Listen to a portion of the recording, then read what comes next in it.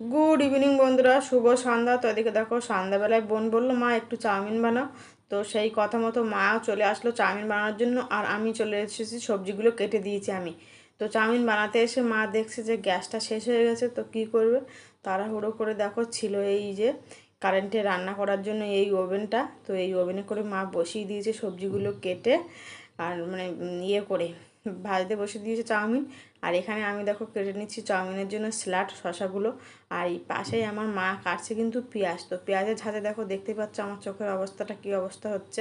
মানে পেঁয়াজের এত পরিমাণে ঝাঁজ আসছে পাশে, তো পুরো চোখের দিয়ে জল বেরিয়ে গেছে আর চোখটা জ্বালা করছে।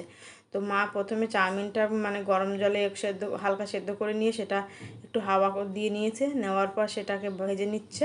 সব রকম সবজি, বাঁধাকপি, এই গাজর, অল্প একটু ক্যাপসিকাম ছিল সেটা দিয়ে ভেজে নিয়েছে।